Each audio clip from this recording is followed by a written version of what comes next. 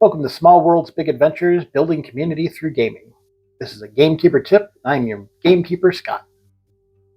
Today we're going to be talking about random encounters. A good random encounter list can be used to spice up a long adventure by allowing you to create a difference in pacing and tension, by allowing your characters to revisit important story beats they may have missed, and by adding just a little bit of chaos to the adventure that both you and your players may be surprised by. Traditionally, a random encounter might be a list of items that happen in between regular assumed story beats. The GM might roll a d20 or a d6, and on a really low roll, then the players or the characters would encounter something off of this random list. In old adventures, sometimes this would have very little to do with the story and was just something to kind of add filler and be a little bit of chaos to a story that the DM is maybe didn't write themselves or just wanted to kind of add. Today, we kind of want the random encounters to be something that will add to our storytelling rather than detract from it. A random bandit attack might be interesting, but ultimately it might just be a time waster if it doesn't add anything to the story. If the bandits don't have an important note from an NPC, if they don't turn out to be allies to a villain, then it could be just a waste of time for both you and your players at the actual table. Not so much for your characters, but if you've only got 4 hours in an evening, having a random bandit attack may be just a waste of half of that time that you're looking at. For our random encounter list, we want to have pretty much every encounter on there to be very well plotted out. We want it to either have a story beat or something that will add to the narrative, or be something that the characters missed perhaps in an earlier dungeon. Perhaps there was an interesting magical item or an interesting character that they just never found. Then when we hit slow lulls in our storytelling, or if we need something to spice up a boring bit of narrative, or if the players mess up and they need some sort of encounter because they failed a bunch of stealth checks, then we can insert something off of this list. You could do it at random, but usually I like to do it either a list that is going to go down in order. So if I decide to toss in a random encounter, I'll go 1, 2, 3, 4, 5 in that list. Or if I'm more interested in narrative and story beats, I'll pick what might be best. Generally, you want a random encounter to be fairly short. Sometimes they can be an entire long scene or a series of scenes. And you don't want to put a long scene in a spot that is just a weird little encounter in perhaps an alleyway. Something to keep in mind when you're designing random encounters is that you still want as much player agency and consequences as you would have in a normal encounter. They shouldn't just happen to the players. Players should be reacting to the events and actions in these encounters, and if they're important, they should have a snowball effect in the adventure itself.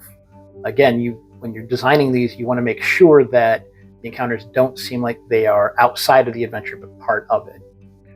It's okay to make it feel outside of the adventure, and sometimes a story beat can be important because of that. It could be pointing to an event that will be an adventure down the line, or it could be pointing to an event in the past and not the current adventure. It could also be completely random, but again, sometimes that will make players feel a little bit disjointed in your narrative, especially if a tight narrative is what you're looking for. If you have a limited amount of time to play in a session or for a series of sessions, the random encounter list might be a really good way to go. You might have just a handful of major encounters and then a longer list of random encounters that then, dependent on time and story beats, you can pepper in to create your entire story, your entire adventure. You want to make sure that when you do that, you're building atmosphere, you're building lore, you're building relationships with characters, both for NPCs and any villains that may crop up.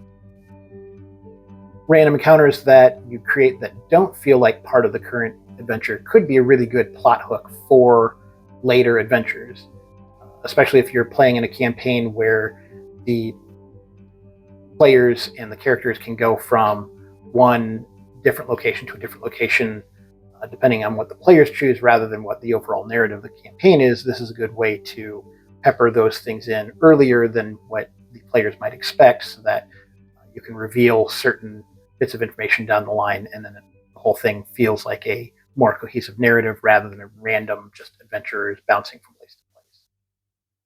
Encounters are also a really good way to showcase world building. They can be little narratives outside of the main adventure that showcase a bit of lore or an important character or an important place that the players might not have normally hit in the adventure as it's originally conceived, but you still want to make sure that they're aware of.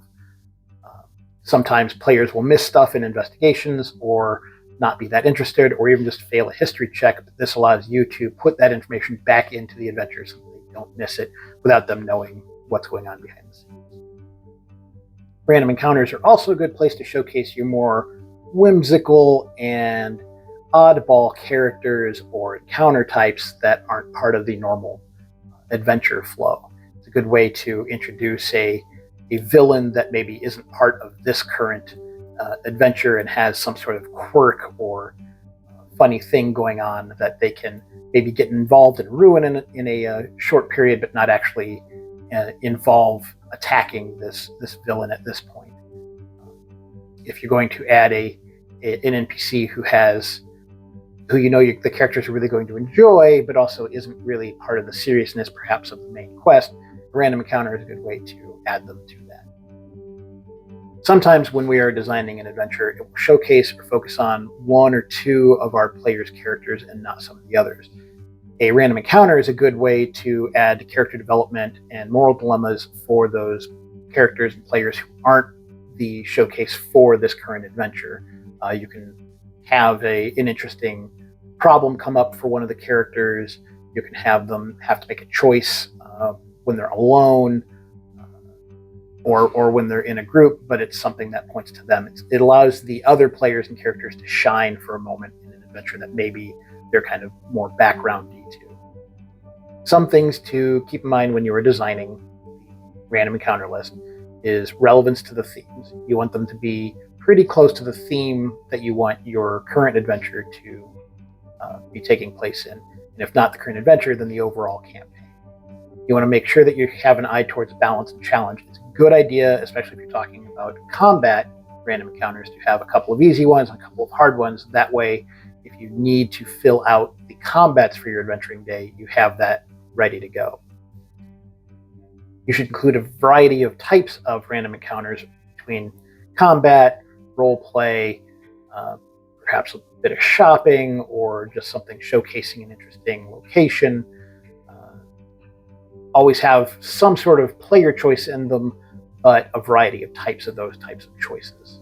Again, a reminder that you want to have world building elements included in there, especially stuff that the players or the characters are not going to encounter during the normal adventure, so that you can showcase these interesting things in this world that you've developed. It's a good place to include foreshadowing and clues, stuff that the players and the characters can use in their later adventures. And sometimes it's interesting to do a cohesive subplot. Just like a TV show might have a plot and a B plot, you could have an A plot in your adventure, and you can use random encounters to create a B plot that maybe doesn't involve the entire party or doesn't involve the whims of the current villain, but something else going on. So you can link 2, 3, 4 of these random encounters together in a specific order, so that you have an interesting side thing going on in addition to what your current adventure is. Ultimately, you want to create a random encounter list that will help you ensure that your campaign's depth, engagement, and narrative have an impact. What ways do you as gamekeeper use to determine when to add a random encounter? So there's a few ways you can do it. Traditionally, or kind of old school, was simply there would be various points in your adventuring narrative where you would roll a die. A lot of times that would be when players make camp, as a good example. So then you'd roll a die to see if there's an encounter. The players decide whether they set up or don't set up a watch, and then if the die came up with an encounter, then you would roll on a chart and it'd give you 5 wolves attack the party or something like that. A lot of times it's traveling, so if you travel from town to town, instead of maybe doing a lot of different narrative stuff, you'd roll each day of travel to see if there's a random encounter for something like that. The version in the campaign that we're using uses kind of a two-tiered thing. I do have a handful of random encounters that what I do is I'll pepper them in if things seem like they're getting slow. So like if the players are taking a long time to decide what to do next, a lot of times that means, oh, random encounter happens, to kind of break up either a monotony of a moment or just a long discussion that's taking too much actual physical time away from the campaign. Sometimes I'll add one if a player makes a particular type of roll, depending on what it is. So if you're looking for something and have either a really bad or really good, like investigation check, then you might encounter a random encounter instead of just, oh, this desk has a drawer with 5 gold in it. You might actually encounter like an NPC now shows up here rather than maybe somewhere else he might have shown up in the adventure, especially if it's not super important where that person shows up.